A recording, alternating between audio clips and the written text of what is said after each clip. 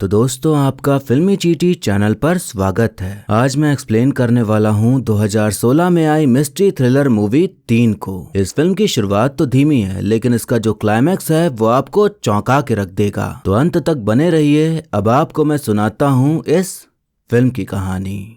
तो मूवी की शुरुआत में हम जॉन नाम के 70 साल के बूढ़े आदमी को देखते हैं, जो कि हर रोज पुलिस स्टेशन जाया करता है। 8 साल पहले उसकी पोती एंजेला को किसी ने किडनैप करा और फिर उसे मार डाला, लेकिन अपराधी कौन ये आज तक पता नहीं चल पाया। पुलिस वालों ने तो हार मान ली थी, पर इतने साल बीतने के बाद भी जॉन ने हार न मानी और उम्मीद लगाए बैठा था कि शायद अपराधी का कुछ पता चल जाए। पुलिस ऑफिसर सरिता उन्हें समझा कर भेज देती है कि अगर कुछ पता चला तो मैं तुरंत आपको बता दूंगी। जॉन की पत्नी नैन्सी बीमार थी और व्हीलचेयर के सहारे चलती थी और वो चाहती थी कि जॉन सब कुछ भूलकर आगे बढ़े और जो बची कुची जिंदगी है खुशी से जिए। पर जॉन के दिमाग में उन सब बातों के अलावा और कुछ चलता ही नहीं था। एंजेला के पिता पीटर एंजेला की मौत का जिम्मेदार जॉन को ही मानते थे और उनके रिश्ते में भी खटास आ चुकी थी। मार्टिन ने ही एंजेला के केस की तहकीकात की थी और पूरी जान लगा दी थी केस को सुलझाने में, पर वो केस सॉल्व न कर पाया।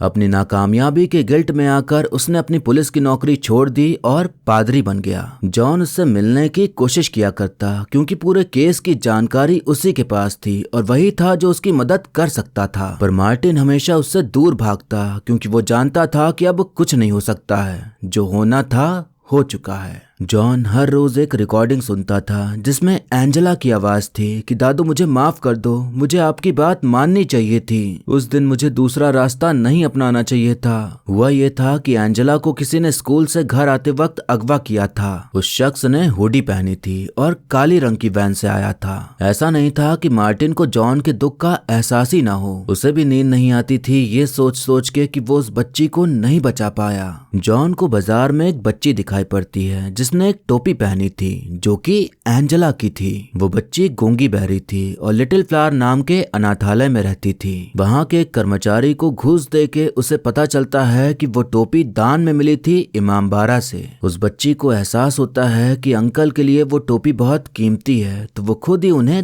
दे देती है। मार्टिन ने सोचा था कि जॉन को समझाएगा, तो इस बार जब जॉन मिलने आया तो वो उससे मिलता है। जॉन उसे टोपी दिखाते हुए कहता है कि ये टोपी एंजेला की ही है और अपहरण के समय यही टोपी उसने पहन रखी थी, जो कि मुझे 8 साल बाद मिली। इमामबाड़ा से ये टोपी दान की गई थी, तो हमें इसी चीज को फॉलो करना चाहिए, हमें अपराधी जरूर मिलेगा। जॉन की तसल्ली के लिए मार्टिन उसके साथ इमामबाड़ा जाता है, तो वहां से पता चलता है कि उन्हें जमीन में गड़ा एक बक्सा मिला था जिसमें काफी सारा सामान था, जिसमें कि ये टोपी भी थी। कुछ चीजें अनाथालय में दान कर दी और कुछ जो बहुत खराब हो गई थी उन्हें फेंक दी। उन्हें और कुछ भी पता नहीं चलता कि बक्सा किसने गाड़ा। तो मार्टिन जॉन को यही सलाह देता है कि चर्च जाना शुरू कर दो, अपने जख्मों को कुरेदने के बजाय उन्हें भरने की कोशिश करो। अब हम देखते हैं कि रॉनी नाम का एक बच्चा किडनैप हो जाता है और किडनैप करने वाला इंसान वही था जिसने एंजेला को किडनैप किया था। मतलब 8 साल बाद वो फिर से वापस आ गया। अब इस केस की तहकीकात करने आती हैं पुलिस ऑफिसर सरिता। तो रॉनी के दादाजी मनोहर बताते हैं कि मुझे किसी का फोन आया कि अगर रॉनी को जिंदा चाहते हो तो मैं जैसा कह रहा हूँ वैसा करो। रॉनी की माँ नीता का रो रो कर बुरा हाल था। पिता आर्मी में थे तो तुरंत सब कुछ छोड़कर नहीं आ सकते थे। अपहरण करने का पैटर्न ठीक वैसा ही था जैसे 8 साल पहले हुआ था। तो सरिता मार्टिन के पास जाती है विनती करने कि वो इस केस को सॉल्व करने में मदद करे। जॉन फिर से गया था इमामबाड़ा इस उम्मीद में कि शायद कुछ और मिल जाए, तो उसे मिलता है एक पेन जो कि वो भी उसी बक्से से मिला था। मनोहर कहीं गायब हो गया था और नीता की तबीयत बिगड़ गई थी। तो सरिता सोचती है कि अगर अपहरणकर्ता का फोन आया तो वो खुद ही नीता बनकर बात कर लेगी। मनोहर जहाँ बैठा था वहाँ उसे एक फोन मिलता है जो कि किडनैपर ने रखा था। फोन पे रॉनी था जो कि चिल्ला रहा था दादू हेल्प, और फिर फोन कट जाता है। किडनैपर का घर पर फोन आता है जिसे पता चल गया था कि पुलिस आ चुकी है, पर यह नहीं पता था कि नीता नहीं पुलिस ऑफिसर सरिता बात कर रही है। वो अगली सुबह तक 20 लाख देने की मांग करता है। जॉन को पेन में एक लोगो बना मिलता है तो नैन्सी बताती है कि जब तुम पीटर के लिए जमीन खरीद रहे थे तो उसके कागजात में कुछ ऐसा ही लोगो छपा था। सरिता को उस फोन बूथ के बारे में पता चल जाता है जहां से कॉल किया गया था तो उसकी अच्छे से जांच की जाती है। उन्हें वहां एक सिगरेट बड मिलता है। प्रॉपर्टी डीलर से पता चलता है कि वो लोगो लैंड मेजरमेंट ऑफिस का लोगो है। मार्टिन को एक बात खटक रही थी कि फिरौती के लिए जब कॉल आया तो बैकग्राउंड में ट्रैफिक का बहुत शोर था, लेकिन जहां पीसीओ है वहां तो कोई ट्रैफिक ही नहीं है। लैंड मेजरमेंट ऑफिस से पता चलता है कि 8-9 साल पहले एक बड़े बिल्डर ने ये पेन ऑफिस में सभी को दिए थे गिफ्ट के तौर पर। जॉन को उस समय के एम्प्लॉय रिकॉर्ड्स चाहिए थे पर बिना पुलिस के उसे कोई देने से रहा। उसे वहां एक घूसखोर कर्मचारी मिलता है जिसे घूस के तौर पर अपनी स्कूटर देके एम्प्लॉय रिकॉर्ड्स निकलवा लेता है। वो उस रिकॉर्ड में से कुछ नाम एक कागज में लिखता है और मार्टिन को देते हुए कहता है कि इनमें से किसी के बारे में कुछ पता हो तो मुझे बताना। लैंड मेजरमेंट ऑफिस में सभी को पता था कि मैं जमीन लेने वाला हूँ और मेरे पास पैसे हैं। उस हादसे के तुरंत बाद कुछ लोगों ने अपनी नौकरी छोड़ दी, ये उन्हीं के नाम है। मार्टिन उस कागज और जॉन की बात पर बिल्कुल भी ध्यान दिए बिना अपने में व्यस्त हो जाता है। अब किडनैपर फोन करके कहता है कि 3 मिनट में एक कचरे वाली गाड़ी घर के सामने से जाएगी, उसमें रॉनी के जिंदा होने का सबूत है। जब एंजेला किडनैप हुई थी तो ठीक इसी तरह पहले भी उसने ऐसा ही किया था। जॉन को कचरे में एंजेला का बैग मिला और बैग के अंदर से एंजेला की एक फोटो। सेम उसी तरह सरिता को भी कचरे से रॉनी की एक फोटो मिली। इस हरकत से पूरी तरह से इस बात की पुष्टि हो जाती है कि ये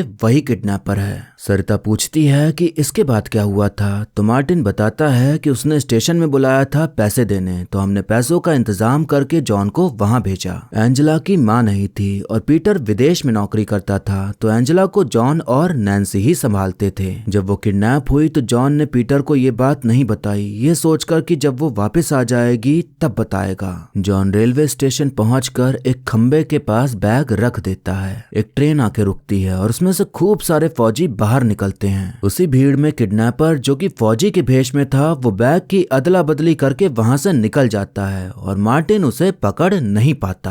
अब वर्तमान में किडनैपर एक पार्सल भेजता है जिसमें था फौजी वाला बैग, ठीक उसी तरह जैसा एंजेला की किडनैपिंग में था। जब मार्टिन उस किडनैपर को पकड़ने में नाकामयाब रहा तो उसे सीनियर ऑफिसर से खूब डांट पड़ती है क्योंकि जो पैसा गया वो सरकारी पैसा था। किडनैपर पैसा ले गया पर एंजेला वापस नहीं आई। तभी किडनैपर का जॉन के पास फोन आता है जो कि नाराज था कि उसने पुलिस की मदद क्यों ली। वो एंजेला से बात कराता है जो कि रो रही थी कि दादू मुझे माफ करना, मैंने आपकी बात नहीं मानी, मुझे अलग रास्ते से नहीं जाना चाहिए था। अपहरणकर्ता अब और पैसे की डिमांड करता है। वो बताता है कि शहर से बाहर निकलते ही तुम्हें एक कच्चा रास्ता दिखेगा, फिर वहां से जंगल के रास्ते सीधे आना, वहां तुम्हें एक साइन बोर्ड दिखेगा, वहीं पर रुक जाना। जमीन खरीदने के लिए जो पैसे रखे हुए थे अब जॉन उन्हीं पैसों को लेके चला जाता है किडनैपर को देके एंजेला को छुड़ाने। जब तक मार्टिन आता जॉन जा चुका था। वहां रखे रिकॉर्डर में सारी बातचीत रिकॉर्ड हो गई थी जो भी जॉन और किडनैपर के बीच हुई। जॉन किडनैपर की बताई जगह पर पहुंच जाता है। किडनैपर ने कहा था कि चेहरे पर डस्टबिन बैग पहन लेना, तो वो पहन लेता है। अपहरणकर्ता की वैन वहां से गुजर के आगे जाती है। थोड़ी देर में मार्टिन भी वहां आ जाता है और वो देखता है कि जॉन मुंह ढके गाड़ी में बैठा है। वो माहौल समझ ही रहा था कि तभी उसकी गाड़ी के सामने अचानक कोई आ जाता है और उसका बुरी तरह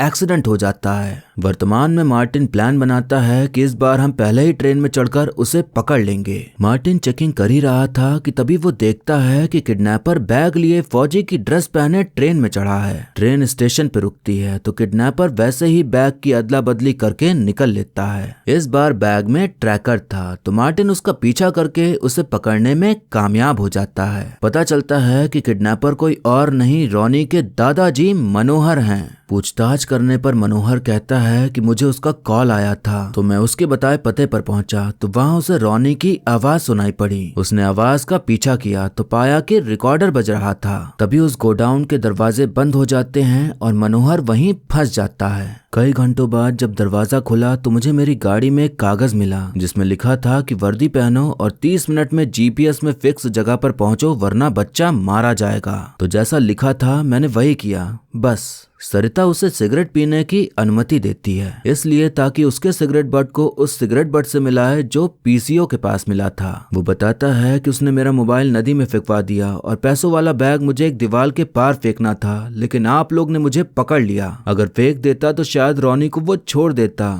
सरिता और मार्टिन मनोहर के गांव वाले घर की तलाशी लेने जाते हैं तो उसके कमरे में वो दीवार दिखती है जिसके सामने खड़ा करके बच्चों की फोटो ली गई थी। जॉन खुद लगा हुआ था उन सभी लोगों के बारे में जानने में जिनके नाम उसने लिस्ट में लिखे थे। छानबीन करने पर पता चला कि मनोहर पहले एक सरकारी ऑफिस में काम करता था, लेकिन अचानक से नौकरी छोड़ दी तो पैसा आने का कोई जरिया नहीं बचा। उनकी बीवी ने मरने से पहले अपनी गाँव वाली प्रॉपर्टी बेटी के नाम कर दी। अब उनके दामाद वही प्रॉपर्टी बेचना चाह रहे थे क्योंकि वो उसकी देखभाल नहीं कर पा रहे थे। घर बिकता तो मनोहर के पास कुछ नहीं रह जाता, उसे अपने दामाद के ऊपर निर्भर रहना पड़ता और दोनों की आपस में बनती भी नहीं है। तो ये सब देखकर यही लगता है कि अपने पोते की किडनैपिंग करके पैसे मांगना ये उनका रिटायरमेंट प्लान था।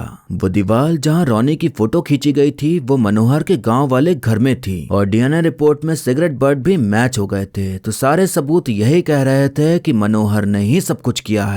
मार्टिन के दिमाग में ये बात खटक रही थी कि सरिता ने जब उससे बात की तो वो आसानी से पहचान जाता कि वो नीता नहीं है, फिर भी उसने उससे बात क्यों करी। जॉन को कुमार नाम के एक आदमी के बारे में पता चलता है जिसे घपलेबाजी करने के लिए लैंड मेजरमेंट ऑफिस से निकाल दिया गया था। वो उसके घर जाता है तो उसे वहाँ वही काली वैन दिखाई पड़ती है जो कि किडनैपर इस्तेमाल करता था। कुमार कहता है कि जो समय तुम बता रहे हो उस समय मैं ड्रंक ड्राइविंग केस में जेल में बंद था। वो वैन मेरी ही है, उसे मैं किराए पर लोगों को देता रहता था। मार्टिन सरिता से कहता है कि अगर चाहो तो उस जैसी दीवार बनाकर आराम से फोटो खींची जा सकती है। अगर हम मान भी लें कि ये वही घर था, लेकिन मनोहर तो कहीं और ही बंद पड़ा था ना। असली किडनैपर तो बच्चे के साथ गांव वाले घर जाकर भी तो फोटो खिंचा ही सकता है ना। मनोहर जब वहां बंद था तो फिरौती की कॉल कैसे कर सकता था वो। किडनैपर ने पीसीओ से फोन किया, उसने फिंगरप्रिंट मिटा दिए लेकिन सिगरेट बट वहीं छोड़ दिया। ऐसे में उसने दो चीजें की, एक बेवकूफी और दूसरी चालाकी। ये थोड़ा अजीब नहीं लगा तुम्हें? अगर उसने दस्ताने पहने होते तो उसकी उंगलियों के निशान के अलावा तुम्हें बहुत सारे उंगलियों के निशान मिलते, तब तो तुम ढूंढती रह जाती कि किसके किसके निशान हैं। तो उसने काम आसान किया ताकि ध्यान सिर्फ सिगरेट बट की तरफ जाए। हम देखते हैं कि जॉन एक घर जाता है जहां वहां रखे एक बक्से में फौजी की ड्रेस और वैसा ही बैग रखा मिलता है। मार्टिन उस जगह पर जाता है जहां मनोहर को कैद करके रखा गया था तो उसे वहां से रिकॉर्डिंग की सीडी मिलती है। रिकॉर्डिंग में रॉनी की आवाज थी जो कि मदद के लिए अपने दादू को पुकार रहा था। वॉइस एक्सपर्ट बताता है कि उस आवाज के पीछे भी एक हल्की आवाज आ रही है, जैसे बच्चे को कोई कह रहा है कि कैसे बोलना है, कैसे चिल्लाना है। यहाँ हमें पता चलता है कि जॉन कहीं और नहीं मनोहर के गांव वाले घर जा पहुंचा है जहां उसे काफी कुछ जानने मिला। मार्टिन को लग रहा था कि किडनैपर कोई और है, लेकिन सरिता को लग रहा था कि मनोहर ने ही सब कुछ किया है और इस केस का एंजेला के केस से कोई लेना देना नहीं है। तो दोनों के बीच तालमेल नहीं बैठ रहा था। सरिता वॉइस एनालिसिस रिपोर्ट दिखाते हुए बताती है कि जो फिरौती वाली कॉल आई थी उसे मैच करने पे साबित हुआ कि कॉल मनोहर ने ही की थी। वॉइस एक्सपर्ट से मार्टिन को पता चलता है कि एंजेला के किडनैपर और रॉनी के किडनैपर की आवाज सेम है। बात ये थी कि पहले और अभी की रिकॉर्डिंग इतनी सेम थी कि लग रहा था जैसे पहली वाली को ही इस बार भी चला दिया गया हो। उन्हें एक बटन का साउंड सुनाई देता है तो समझ आता है कि इस बार किसी ने बोला नहीं बल्कि फोन के आगे रिकॉर्डर ऑन करके उस आवाज को चलाया ही है। जिस रिकॉर्डिंग में रॉनी दादू दादू कह रहा था, जिसमें बैकग्राउंड में भी हल्की सी किसी की आवाज थी। मार्टिन उसे मैच कराने को कहता है, ये सोचकर कि वो आवाज मनोहर की ही है या कोई और है। तो पता चलता है कि वो आवाज मनोहर की नहीं जॉन की है। मतलब जॉन ने रॉनी को किडनैप किया और वो रॉनी को बता रहा था कि कैसे क्या कहना है। मार्टिन वो लिस्ट देखता है जो जॉन ने उसे दी थी तो उसमें मनोहर का भी नाम था। हम देखते हैं कि जॉन जब उस घर में छानबीन कर रहा था तो उसे मनोहर बाहर खड़ा दिखाई पड़ा। वो चाकू लेकर उसे मारने जा रहा था पर रुक गया। उसने देखा कि नीता और रॉनी है वहाँ पे। मार्टिन जॉन के फोन की लोकेशन ट्रैक करके उसके पास पहुंच जाता है। वो देखता है कि रॉनी मस्त जॉन जॉन के साथ मजे से खेल रहा है। जॉन कहता है कि मुझे पता था कि तुम मुझे ढूंढ लोगे। जॉन रॉनी से कहता है कि अंकल तुम्हें घर तक छोड़ आएंगे, तो रॉनी कहता है कि उसे घर नहीं जाना, उसे यहीं खेलना है। मतलब जॉन ने रॉनी को किडनैप करके काफी अच्छे से रखा। मार्टिन कहता है कि तुम्हें पहले ही पता चल गया था कि एंजेला को मनोहर ने किडनैप किया था, तो तभी से तुमने ये सारी प्लानिंग करी। जॉन कहता है कि मैंने किडनैपर को ढूंढ निकाला, तुमने नहीं। तुमने तो हार ही मान ली थी, लेकिन मैं नहीं रुका। मुझे सुराग मिलते गए, मैं उनके पीछे पीछे चलता गया और मनोहर के गांव वाले घर तक जा पहुंचा। जिस दिन वो मुझे मिला उसी दिन मैं उसे मार देता तो वो इंसाफ नहीं होता, उससे मुझे बस मेरा बदला मिलता, लेकिन इंसाफ नहीं। मैंने जानबूझ के ये कहानी शुरू की क्योंकि मुझे पता था कि वो लोग सीधे तुम्हारे पास आएंगे। अपहरण भी ठीक पहले जैसा लगे, उस पर मैंने खास ध्यान दिया। जॉन ने पहले रॉनी से दोस्ती करी, उसे कंफर्टेबल फील आया ताकि उसे ये ना एहसास हो कि उसके साथ कुछ गलत हो रहा है। फिर उसे किडनैप किया और एंजेला के टाइम वाली फिरौती की रिकॉर्डिंग चला के पैसे मांगे, तो वो आवाज मनोहर की ही थी, इसलिए वॉइस एनालिसिस में आवाज मनोहर से ही मैच हुई। मनोहर जो सिगरेट पीता था उसका बड लेके वहीं पीसीओ में डाल दिया ताकि सारा शक उस पर ही जाए। जॉन मार्टिन से विनती करता है कि वो उसकी एक बार मुलाकात करवा दे मनोहर के साथ, बस। अब जॉन मनोहर से मिलकर कहता है कि तुम्हारे अलावा सिर्फ एक ही आदमी जानता है कि 8 साल पहले तुमने मेरी एंजेला को किडनैप किया था। वो आदमी मैं हूँ। मनोहर बताता है कि उस रात में एंजेला को लेकर तुम्हारे पास ही आ रहा था, लेकिन ना जाने कहां से उसे मेरा पेन मिल गया तो मेरे ऊपर हमला करके वो जंगल में भाग गई। मैंने उसका पीछा किया तो वो दौड़ते दौड़ते एक गाड़ी के सामने आ गई। वो गाड़ी थी मार्टिन की। एंजेला को किडनैपर ने नहीं मारा, बल्कि एक्सीडेंट की वजह से उसकी मौत हुई, और वो एक्सीडेंट हुआ मार्टिन की गाड़ी से। इस हादसे से उसे बहुत गहरा सदमा पहुंचा, इसलिए वो नौकरी छोड़ पादरी बन गया था। उसके अंदर गिल्ट था कि उसकी लापरवाही की वजह से वो बच्ची मारी गई। ये बात जॉन को पता थी, पर उसे ये भी पता था कि मार्टिन से गलती हुई, उसने जानबूझकर कुछ नहीं किया। मनोहर को तब भी पैसे ही दिखे तो वो पैसे लेके भाग गया था। जॉन कहता है कि तुम्हें पक्का नहीं था कि वो मर गई है या नहीं, इसलिए तुमने सारे सबूत गायब कर दिए।